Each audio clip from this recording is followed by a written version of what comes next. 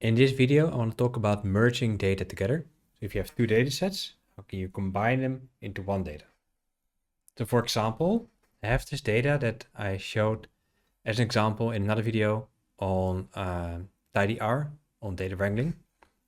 So we have here longitudinal data where we measure, for example, two people, two subjects, on 3 days, on if they feel sad and anxious, rated on a scale from 1 to 5, like 1 being low, 5 being high. It's made up data, it's not real, right? But in this case, subject 1 reported on Monday to be not feeling sad at all, but being very anxious. And subject 2 reported on Monday to not be sad and not be anxious. And on Tuesday, subject 1 reported a higher level of sadness, lower level of anxiousness, and subject 2 reported a slightly higher level of sad and anxious than day 1. Right, so this might be what your data looks like that you gather, but you might want to merge this with some other data that you have. So for example, maybe you have some data on the subjects, right? So maybe you have in a separate data file, like in a separate spreadsheet, right? Maybe you have an Excel with multiple spreadsheets, or if you're a bit fancier than that, or you work for a company, you might have MySQL databases where you have multiple tables, as it's called. You have one table with responses, another table with users or clients, another table with locations, things like that. But you might have subject data. You might want to use this information in our analysis or in our visualization. So maybe we're interested in exploring age differences in sadness and anxiousness. And we want to add this age column to the data, or gender differences. Right? Or maybe we have some data on the days. For example, we have maybe measures on temperature on Monday, Tuesday, Thursday, and Friday. Right? Maybe we miss Wednesday. And this is Singapore, so it's always nice and sunny. The coldest it's been since I moved here is 24 degrees. It was very cold that day. I always wore a sweater. But mostly it's like 28, 29 degrees, so we're going to get like something like this. You might want to merge this and add temperature to this data. How do we do this? So here we see, for example, the subject data. We have multiple rows for subject 1, right? So that means that, and here we have only one row for subject 1, right? So it means that if we add an age column, that age should be repeated here, 28, 28, 22, 22, 28, 28, 22, 22, right? Because we have the same subject appearing many times. Similar situation with the day data, except that of course blocks are different. So we have here Monday, Tuesday, Wednesday. Interestingly enough, we don't have data in our day data on Wednesday, right? So we only have something on Monday, so we want to add temperature here, 25, 25, 25, 25, 24, 24, 24, 24, but what are we going to do here? All right, so let's first look at the subject data. So the main thing you need to do is you need to have a column in the data you're merging that matches a column in the original data. So here I have one column subject in the original data and one column ID in the subject data. It doesn't have to be the same name. That actually happens quite often. For example, in MySQL databases, you might have a table for users and the first column is always called ID. And they have ID for the observation, ID for the users, ID for anything else. So then, let's say in the observation data, you might have user.id, and then in the user table, you just have ID. That can happen. As in this case, I have subject here, ID here. Two different names, but they represent the same thing. So they represent the subject identifier in this case.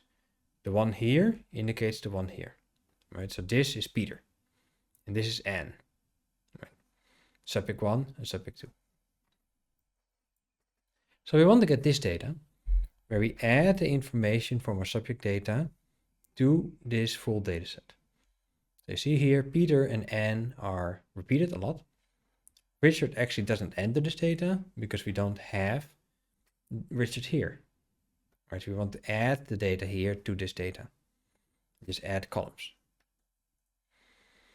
We can do that with what we call a left join. And this is the most commonly used way of merging data. It's very, very likely the way that you want to merge data. There are other ways, and I'll show them in a bit, but the left join is really like by far the most commonly used. So what left join does, it adds variables from a second data. You can see that as the data on the right. To the first data, you can see that as the data on the left. So that's why it's left join and goes to the left. It requires that we match on one or more key variables. So in this case, one variable identifier should be the same. Right, so we should have some variable here, some variable there. A very important thing here is that this key, right, this key variable, doesn't have duplicate entries in the data we're merging. So we're trying to add the subject data to the response data by matching on the subject variable. We shouldn't have a duplicate here, meaning we shouldn't have ID1 twice, because then R will get really, really, really confused. So let's say we have a fourth column here and it says 1, let's say Mario, male, 30, whatever, right? But it says a 1 here. Then if R encounters a 1 here, it doesn't know if it needs to add Peter or Mario, right? Because they're two with the same identity. Actually, what it will do then, it will just create one row for Peter, one row for Mario, which is probably not what you want. And that's really, really important because it does this without warning. Like if you use R to do this left join, it will make multiple rows in your data without warning if you have the same ID twice in the data you're merging.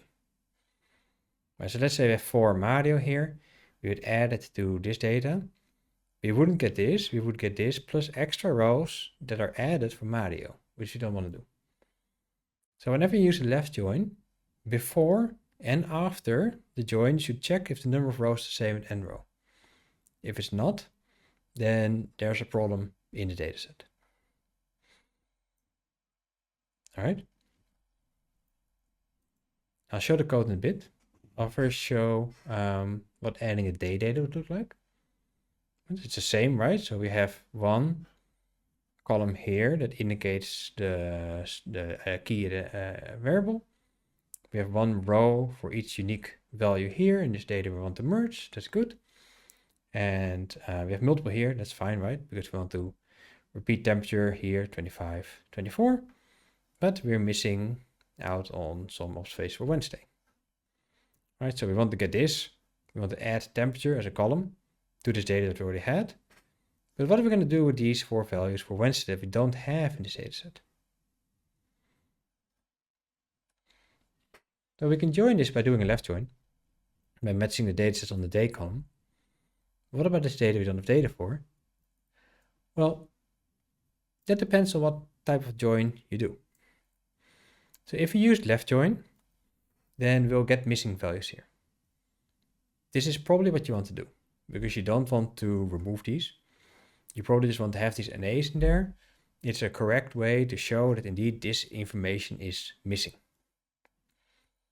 But another thing you can do is an inner join, and there it will just only retain the rows for which you have data.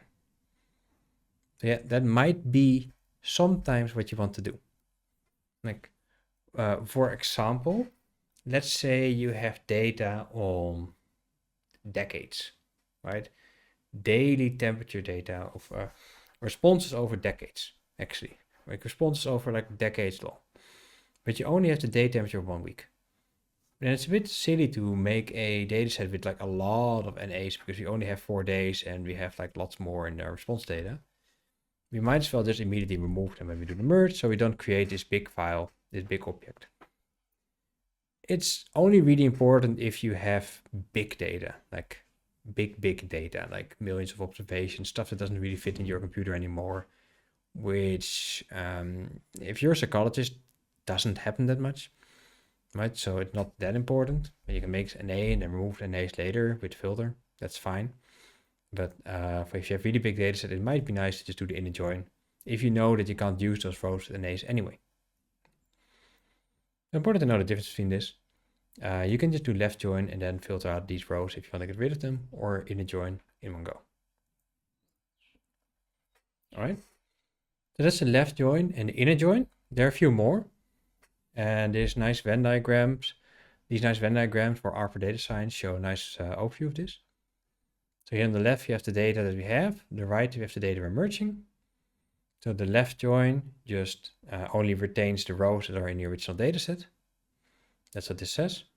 The inner join only retains the rows that are in both, right? So here we retain the same rows that we have in the original data in the left join. In the inner join, we only retain the rows or the keys that we have both, right? So mon that used are in both. So that's why they're in this final data. That's the inner join and the left join. There's some other things you can do. Like the right join will only retain the rows from which you have data. And the full join will add a lot of rows as well. Generally, I would recommend that you never really touch these. They're almost never needed. Almost always the left join and the inner join are fine for your purposes. But you can read up on them and see how they work and what they do.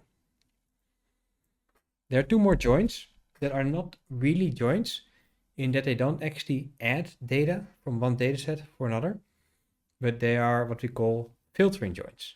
And it means that they use information from one dataset to filter another dataset. One is a semi-join and the other is the anti-join.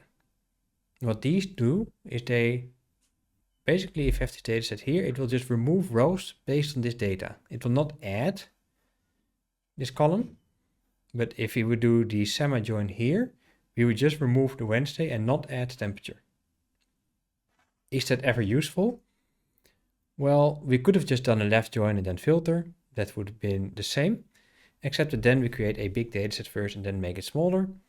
That is not that important if your data is not that big, but if your data is so big it doesn't fit in your machine or your computer, then definitely that can make things a bit faster. So these are nice if you want to be fancy and use fancy R programming. Generally, you can just use left join and filter in dplyr to achieve the same. But yeah, if you really encounter big data sets in MySQL databases, for example, and like doing a join alone will take like 10 minutes to run, it might be useful to use a semi-join or anti-join instead. Okay, so that's the theoretical part. Let's look at some R code. So in general, left join should be fine for your purposes in most cases, but it's good to know all these options exist. So here we have our data set again. I'll upload the slides or some R code so that you can copy this. You don't have to type this over from the slide. All right, so this data I showed before, we have day observations, subject variable value, right? So that's this data over here. Then we have the subject data here, which I showed before in the slides. Right, so we have one row for each subject, Peter, Miss male 28, and female 22, and Richard. And now we want to do a left join. Well, that is relatively straightforward. We can use the dplyr function called left join to do that. So what we say is we say take the data and then do a left join with this data set. We don't have to use this pipe operator. We can also write left join open bracket df underscore long comma subject underscore data. First data, second data. Then it's clear that you have to have the left and the right data. But I like to write it like this because you might have this statement after some other dplyr statements already. So left join the first data, left join the second data to the first data by, and here we use this notation, the C. That's really weird, but otherwise we cannot really use notation like this in R. C and then the name of the column in the left data equals the name of the column in the right data. Right, so in the right data, this thing is called ID. I'll actually go to this slide over here where we had this. It's called ID. In the left data, it's called subject. So we say by subject equals ID to indicate that these two are the same and they indicate the key variable. And actually, you can left join on multiple columns. So let's say we have subject by day, for example, and you have another data set that has a unique row for each subject, unique row for each day. All right, so let's say we have multiple observations of a person per day, like we measure someone 5 times per day, but we have another day data set where we have one row for each subject by day on how they slept, for example. We can merge that with multiple values here. And we get this nice extra column here. Now remember, before and after we do that, always check the number of rows the same with nrow to see if we did not accidentally add columns because of some encoding problems here. Right, here we have our temperature data, our day data, right, we missed the Wednesday. So we can do a left join, and we see here that the NAs appear. Or we can do an inner join, and we see here that they are removed. And we still have the temperature here. All right, so let's take a quick look in R. So I'm loading some packages here. Actually, I don't need ggplot2 for this video. So I'm loading some packages here. I have a dataset. It's the dataset that you collected in PL445 class, where you just responded to like random things, like what Pokemon do you like, what Disney movie do you like, etc., etc. And let's say I also have a dataset on Pokemons. Right, I found this dataset on kaggle.com. It's an interesting dataset. It has a row for each Pokemon and then what type of Pokemon they are. Are they grass Pokemon, fire Pokemon, right? So every Pokemon is a different type. Right? And fire beats grass, and grass beats water, and water like douses the fire. It's like a rock, paper, scissors type of thing, but then taken to the extreme. And then all these Pokemon have different statistics as well, like they have attack power and hit points and total stats and speed. And that might be what you're interested in, right? So maybe we want to see, okay, how do the people that like fire Pokemon relate to the people that like grass Pokemon? And so you might want to merge this to the data that I had, where I have one column Pokemon. Now, this column here has some duplicate entries like Bulbasaur, right, which is only once here. Let's just sort it by name. Oh, actually, it's Bulbasaur's number 1. That's nice. Only 1 here, right? That's good. That doesn't matter. And 2 here. That's fine, right? Because we want to get like grass Pokemon twice in here. 1 for each Bulbasaur. Not all Pokemons are in here. That's also absolutely fine, right? We might have more data on our dataset we want to merge than the data we have here. That's fine. We only want to get the information out of this dataset for the Pokemons we actually have in the data that we're merging to, right? So sure, this data has data on Ivysaur, but we don't care because there's no Ivysaur in here. Nobody likes Ivysaur. It's a bit sad. Ivysaur is a nice Pokemon, but you know, it's not in this dataset. Right, so how do we do this? Well, we have in this data clean a column called Pokemon, in this data column called name, and they're written in the same way, Bulbasaur, lowercase, right, no trailing spaces or anything. They're spelled correctly. Those types of things are actually pretty important, right? So otherwise you cannot merge. So that takes a while to get it to, right? So I ask people to type in here. Someone wrote like Bulbs with a capital B, so we need to clean that. That's a different story, right? But let's say it is cleaned, and we can nicely merge this together.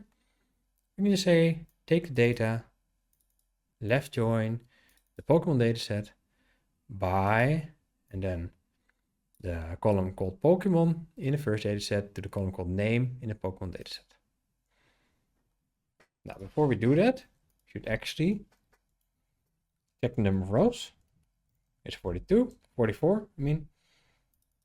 And here as well. Then we run the command. No warnings, that's nice. And we still have 44, so that's good. Nothing went wrong. Now we look again at our data. Looks the same, right? But now we have this information as well on primary type, secondary type, etc., etc. All right. And that's how we can merge data into R. Often this left join will be what you want to do. And unless you want to use a filtering join if you have very big data sets, or you want to use an inner join if you already know that you don't want to use that information or the rows from which you have an NA anyway. That's it for this video.